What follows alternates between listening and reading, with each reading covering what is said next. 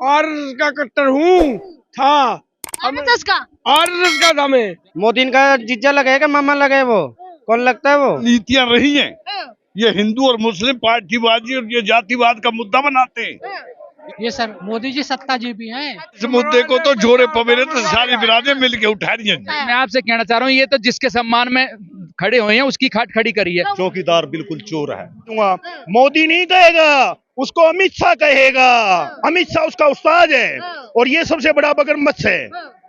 तो ऐसे ऐसे मगरमच्छों को जो हमारी बाण बेटियों की तरफ लखाएंगे, इस तिरंगा को मान सम्मान करते हैं। जब टीवियों में देखते हैं गोल्ड मेडल आते हैं तो हर एक छोटा बच्चा से लेकर बड़ा बच्चा तक हौसला बढ़ता है कि हमारा देश के लिए गोल्ड मेडल आया। और ऐसे ऐसे राक्षस जागे विदेशों में हमारी बहन बेटियों के साथ करेंगे तो ये खेल ही खत्म हो जाएगा। आप लोग कहाँ से आए हैं? मैं यूपी उत्तर प्रदेश से आया हूँ। आप यूपी से आए हैं। बुलडोजर बाबा डबल इंजन का सरकार वहाँ चल रहा है। अरे ये बाबा गरीबों के महलों पे बेचता है, ये गरीबों के झोपड़ पट्टियों पे बिल्डोजर चलाता है। वो जो बैठे हैं ना सांसद और मंत्री, वो बैठे उनके बिल्डोजर चला के देखो, उन्हें सारे भर रखे हैं कुंडे।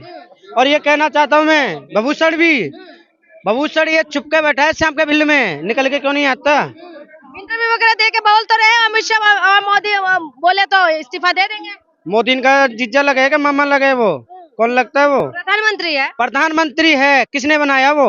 प्रधानमंत्री किसने बनाया? हम ही लोगों ने बनाया। हम ही लोगों ने बनाया ना, तो हम ही लोग इसको भगाना जानते हैं। कैसे? फिर से जीतने वाले के 300 का पार जाने वाले। एक बात बताओ, अब इसमें- अमित शाह का लड़का है, वो इंजीनियर है, वो ईवीएम मशीन का, तो वो उसने उसको खरीद रखा है, उसके हाथ में चाबी है, वो कुछ भी कर सकता है वो तो। अच्छा, हाँ जी सर।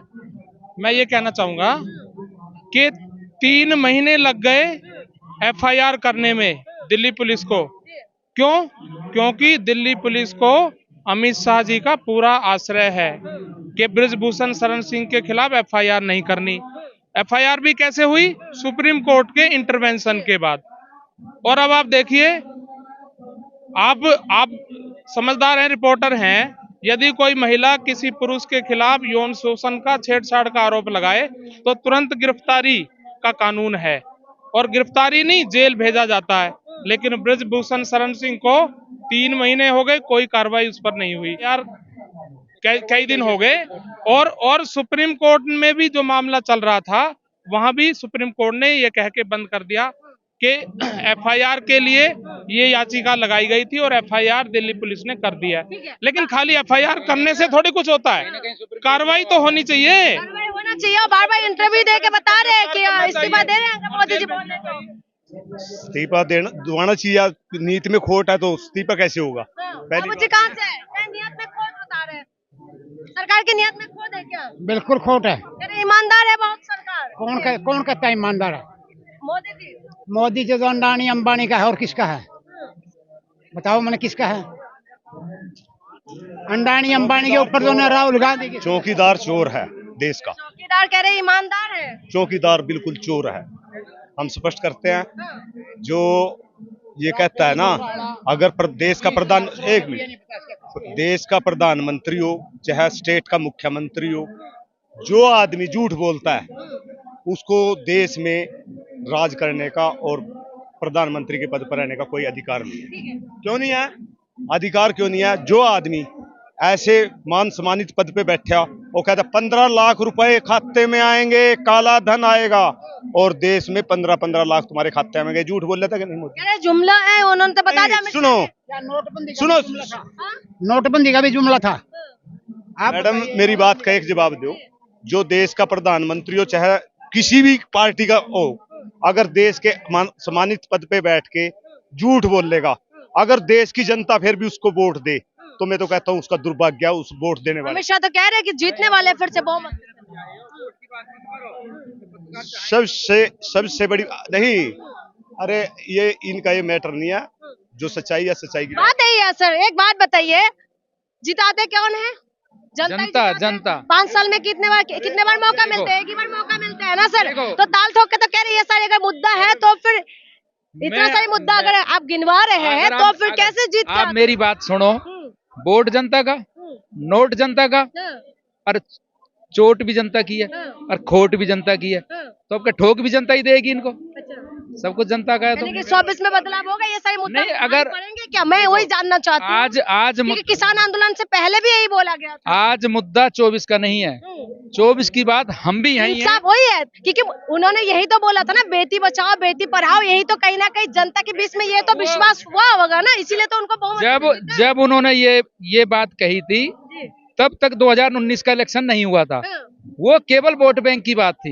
वही मैं कह रही हूँ, जनता ने ये सब नारे पे विश्वास तो किया होगा ना, इसीलिए तो जीता है। आज वोट बैंक की बात नहीं है, आज न्याय की बात है। हमारे बच्चों को न्याय मिल जाएगा, फिर 24 के बारे में सोच लेंगे। हम भी यही हैं, आप भी यही हैं। मैं वही तो कह रही हूँ, मैं वही तो जानना चाहती हूँ, क्योंकि ये यही कह रहा था बीजेपी कि महिलाओं के सम्मान में भाजपा ने मैदान में, बीजेपी ने यही कहा था कि बहुत फिर ये भी बोला था बेटी बचाओ बेटी पढ़ाओ। तो ये सब बातों में कहीं ना कहीं जनता ने विश्वास जताया। मैं आपसे कहना चाह रहा हूँ, ये तो जिसके सम्मान में खड़े हुए हैं उसकी खाट खड़ी करी है। तो वही तो गौ माता के भी सम्मान में थे, आज गौ माता पर चुग रही है, नहीं चुग रही। यही तो मैं जानना चाहती हूँ, अगर ये सब विश्वास करके लाए तो आज मौन क्यों है बेटी? आज अगर बात करी जाए तो ये बदमाशों के सम्मान में है। आज अगर बात करो प्रेजेंट की, तो ये सरकार बदमाशों के सम्मान में है और बाकी सबको ठोक रही है। हाँ, बदमाशों को छोड़ रही है, सबको ठोक रही है। सत्ताजीवी है ये सर मोदी जी सत्ताजीवी हैं।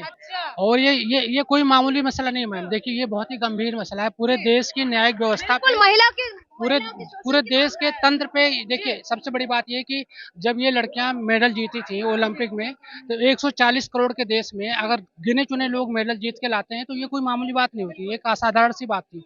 तो वही इसी चीज को मेन स्ट्रीम मीडिया जो है वो दिखाती थी कि देश की बेटियों ने देश का नाम रोशन किया, भारत विदेश की धरती पे तिरंगा लहराया। सबसे उठना चाहिए, आपको लग रहा है उठा रहे हैं? नहीं उठा, वही तो मैं कह रहा हूँ कि देश की मेन स्ट्रीम मीडिया पे आज बहुत बड़ा प्रश्न चिन्ह खड़ा हो गया है कि जो मीडिया देश की जनता की आवाज को उठाने के लिए बनी है, मीडिया का काम क्या होता है? मीडिया का काम यही तो होता है कि जो देश में घटनाएं घट रही हैं वो आम जनता तक पहुंचाई जाए। लेकिन ये मीडिया तो आम जनता तक आवाज पहुंचाने के बजाय उस आंदोलन को और दबा रही है। ये कह रही है कि ये जाटों का आंदोलन है, ये हरियाणा का आंदोलन है। तो ये तो पूरे मीडिया पे बहुत बड़ा प्रश्न चिन्ह है। आतंकवादी पाकिस्तान में मरता है, इंडिया के फ्रंट पेज पे छपता है, वो क्या मतलब है इस चीज का? पाकिस्तान, अफगानिस्तान, ये सब मुद्दा है। बजरंगबली और आली में बढ़ जाते हैं, हिंदू मुसलमान कर जाते हैं, वोट ले चले जाते हैं। क्या ऐसा फिर से होने वाला है? ये सब मुद्दा भारी पड़ने वाला है सर? इस पार्टी की नीतियां रही हैं, ये हिंदू और मुस्लिम पार्टीबाजी और ये जातिवाद का मुद्दा बनाते हैं। इनकी चाल होती है। ये आरएसएस का मुद्दा यही होता, फूट घेरो राज करो। अंग्रेजों ने वाली रखी है। सबका साथ सबका विकास, ये सब बकवास है। ये साथ तो सबका लेने पर विकास कुछ नहीं है। विकास करें अपना अपना ही कर रहे हैं और क्या? आपको दिख नहीं रहा? अरे जनता का विकास क्या, जनता को माला माल कर दे, जनता महिला सशक्त करने के लिए काम किया है। जनता तो रोड पे है, जनता तो रोड पे। साइकिल थी, आज उस ब्रिजभूषण के पास 60 कॉलेज हैं। आप मेरे को ये बताओ कहाँ से आए 60 कॉलेज? मैडम, एक आर्मी ऐसी थी जिसमें अग्निवीर अभी जो भर्ती किए हैं 4 साल के लिए, उससे पहले सबको पेंशन मिलती थी। अब आर्मी में भी पेंशन बंद कर दी है सभी की। अब ये सरकार करके क्या छोड़ेगी? रेलवे इन्होंने प्राइवेट कर दिया, सारा सब कुछ प्राइवेट कर दिया। आगे चल करके बच्चों का भविष्य तो अंधकार में, कहाँ जाएंगे? क्या सोचते हैं, क्या लग रहा है आप लोगों को कि मेन स्ट्रीम मीडिया जोर से उठा रहे हैं इस मुद्दे को? इस मुद्दे को तो जोरे पवेरे तो सारी बिरादरें मिल के उठा रही हैं। क्या कह रहे हैं? पिछली बार 40 मरवाया था, अब की बार 40,000 मरवाएगा। कायदा से लड़ाई करेगा। ये है डोकोसा और सबसे झूठा देश का प्रधानमंत्री नरेंद्र मोदी है। और मैं पुराना आरएसएस का कट्टर था। आरएसएस का था मैं। कैसे मन बदल गया आपका? मेरा मन नहीं बदल गया, हमारे सैनिकों को मरवा दिया और डकोसला बना के पब्लिक को पागल बना, टुकटुकी बजाई और सत्ता में आ गया। इसलिए मेरा दुख है, हमारी बेटियां है। दुख तो ये भी बजा के बता रहे थे कि बेटी बचाओ बेटी पढ़ाओ। दुख तो ये भी हुआ था, विश्वास किया था विश्वास किया, लेकिन काट की हांडी बार बार नहीं चढ़ती है, वो जल जाती है। एक बार चढ़ गई, 2 बार चढ़ गई, बार बार। भारत की पब्लिक इतनी पागल नहीं है जितना भी समझ रहा है। अब तो हम विश्वास कर लिया, पर वो तो विश्वास के लायक है नहीं। यूपी में कहीं पटेलों के साथ पटेलों को पाट देगा, कहीं हरियाणा में जाटों के गेल पड़ देगा, कहीं मुसलमानों ना। उन मुसलमानों ने अगर इतनी खून देगा, उन्हें देश से पाकिस्तान पे चाह दो। हिंदू पाकिस्तान में तो बेचारे रो रहे, और यो मोदी कह रहे हमें उनको उड़ा लिया हो, इन वहां पे दो जन देखा था जब इनते नफरत नहीं आ ये वैसी न ठगा खड़ा कर दे अपनी एक बी टीम करके मुसलमानों की वोटा पाड़ दो, मुसलमान मारते कुछ नहीं कर दे। ठीक है, आप सुनिए, यहाँ पर आए हुए जितना भी लोग आपको दिखाई दे रहे हैं, मेरे दाएं बाएं जितना भी लोग हैं, ये कोई यूपी से है, कोई हरियाणा से है, अलग अलग राज्य से यहाँ पर लोग पहुंचे हुए हैं।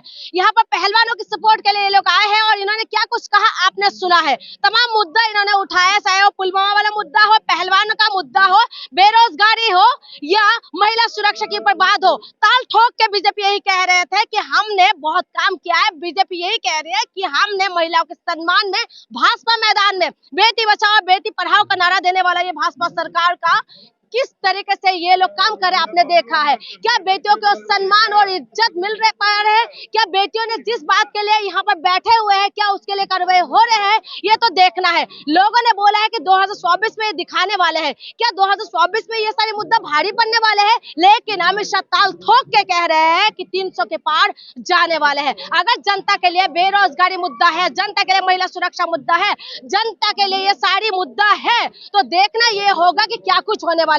बेटों की न्याय आखिर में मिलेगा कब, सरकार कब तक मौन रहते हैं, ये देखना है। इसके लिए आपको लगातार यहाँ की अपडेट हम आपको देते रहेंगे। आप हमारे साथ बने रहिए। बहुत बहुत शुक्रिया।